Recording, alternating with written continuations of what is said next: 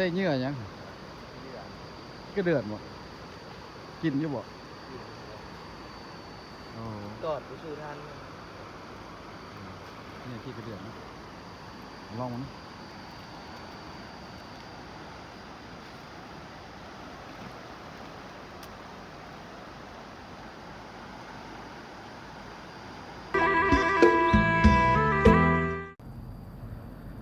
น้ำกำลังเริ่มมาพี่น้องก็เริ่มท่วมเถียงแล้วนี่ทางเข้าเถียงบ่ได้เลยกกตาลน้อยนี่ก็ท่วมแล้วพี่น้องน้ำหนองเท่ายูแล้วบัดนี้เนาะยูขึ้นแล้วเต็มหมดคนกำลังไหลมาตึกกระดุงหรือว่าใส่มองใส่แห่ตึกแห่เนาะ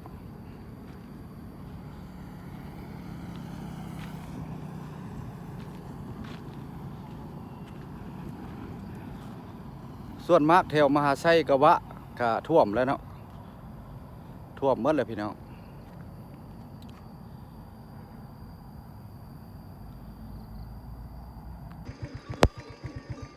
น้ำขึ้นหลายเลยพี่น้องเอ้ยเต็มมดยูขึ้นมาเลยเนาะ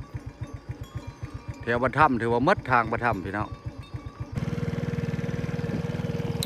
แถวนาดีถือว่าท่วมหมดแล้วทางเข้าบ้านนาดีเนาะเพราะว่ามื้อนี้สิพาพี่พาน้องไปเบิ่งระดับน้ำพี่น้องแค่ขมวนเนี่ยมันขึ้นหลายแล้วเนาะหรือว่าน้ำมดแค่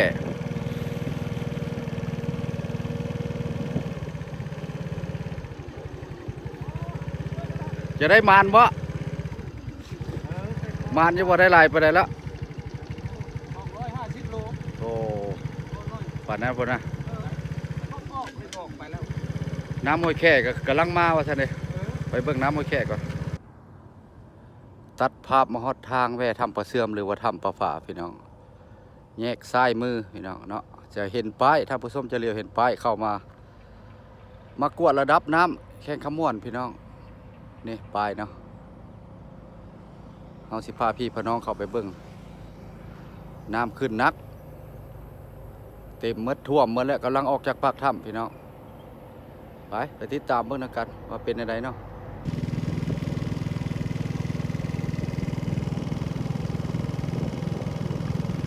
ใครแต่ทางแล้วพี่น้องทางแล้วเราไปกับปกติเนาะคนสิลายบ่หรือบ่ลายไปเบิ่งน้ำกันมาเนี่ยคนเศร้าไปไหมตอนนี้ก็ประมาณบ่ายโมงฝ่ายพี่น้องถ้าว่าน้ำลายเกินไปแล้วกับป่าเพิ่นก็สิบ่ได้แต่ว่าเพิ่นสิใส่มองเอา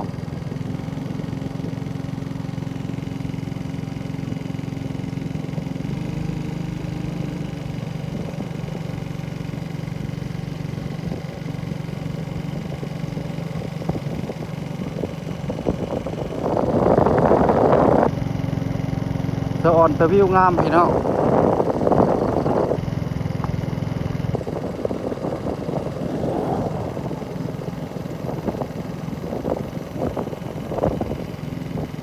วิวในงามหลาย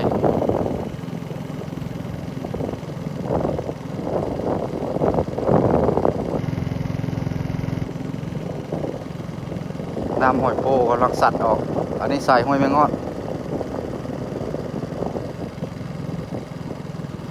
สายห้วยแม่งอด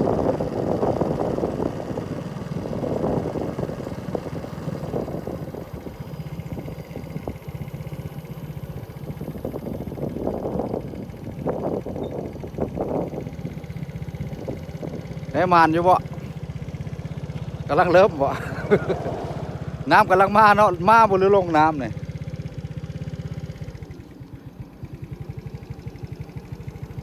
ลายอะไรกับบ่ได้เลยเนาะ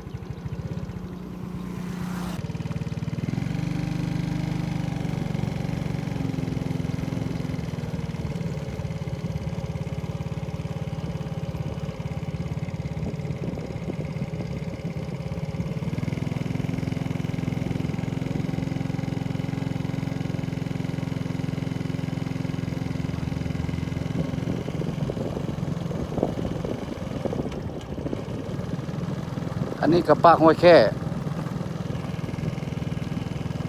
ค คนก็บ่ค่อยหลายปานใดพี่น้องนะผู้เมื่อผู้มา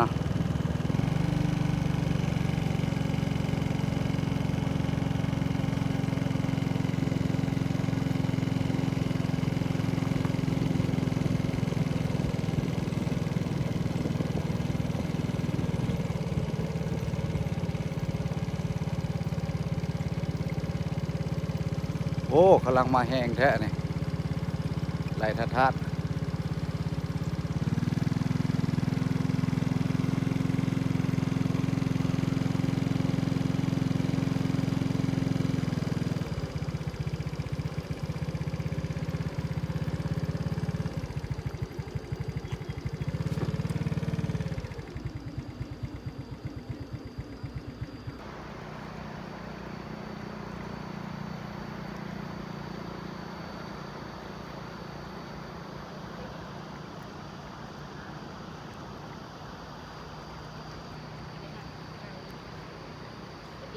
ใส่เหงื่อหยัง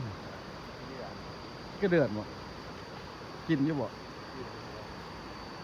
อ๋อก อดไปสู่ทัน นี่ที่ก็เดือดนะลองมัน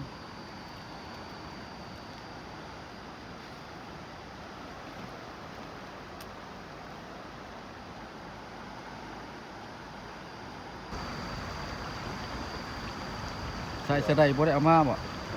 แต่ฮะ เรื่องของเรา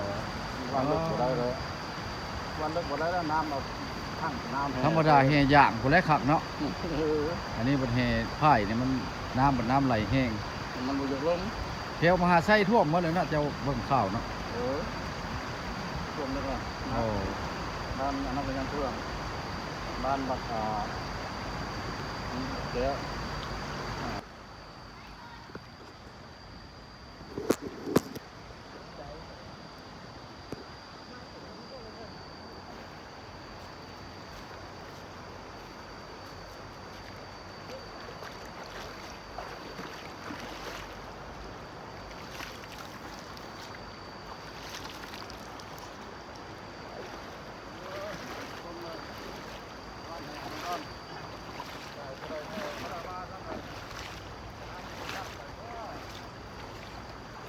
ท่วมหมดแล้ว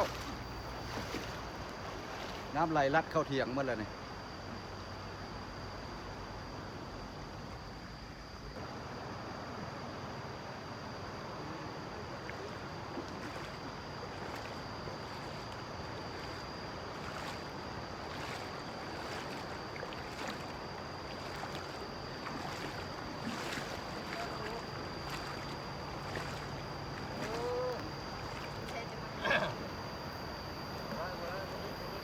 นี่ก็มาขี่ป่ามันไปทุกที่แล้ว น้ำขึ้นหลาย น้ำขึ้นหลายมัน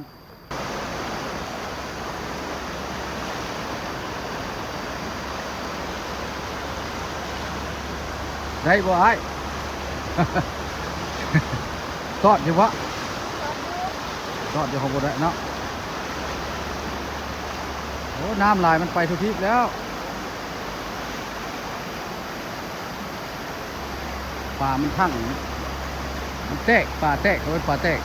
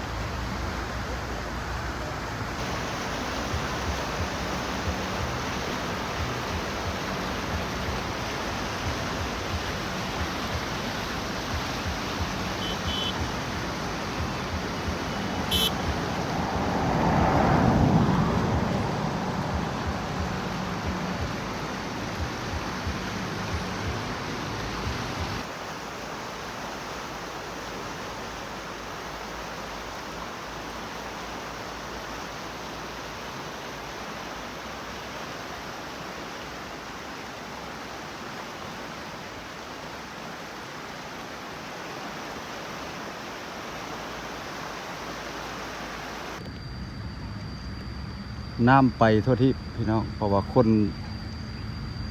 บ่จะค่อยหลายไปทางน้ำจะกำลังมาพี่น้องระดับน้ำเนี่ยขึ้น ถ้าวันนวดลงมาแรงนี่พูดแล้วจำและถอดนะพี่น้องถ้าฝนบ่เอื้อนบ่ขยะนะมันเอื้อนตกขึ้นนี่แต่12 โมงพี่น้องแค่ขมวนเฮาน้ำก็ละเริ่มขึ้นมาก็เลยมาออกมาเก็บภาพบรรยากาศอยู่ห้วยแค่หรือว่าหน้าข้างสร้างเนาะสายน้องเท่าหรือว่าสายห้วยแมงอดให้พี่ให้น้องเบิ่งว่าระดับน้ำแข่งขมวนเฮานี่สิขึ้นกันแห้งซ้ำใดก็เลยออกมาเก็บภาพถ่ายให้พี่ให้น้องเห็นอยู่ต่างประเทศอดถ่ายบ่ได้พี่น้องถ่ายพี่น้องเห็นครับยังคึ้มอยู่นะพี่น้องแฝงอื่นกระท่วมคือกันบ่คอมเมนต์มาได้เด้อพี่น้องเด้อ เข้าน่ะแม่มีบ่โทรศัพท์ บ่ได้เอามา อ่าก็ถือว่าเข้าแล้วเข้าหาช่องเท่านะได้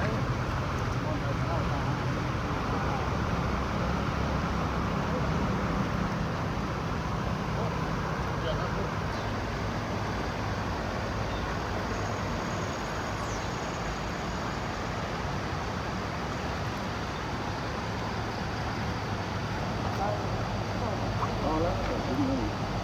ทุกวันก็ทุกเดือน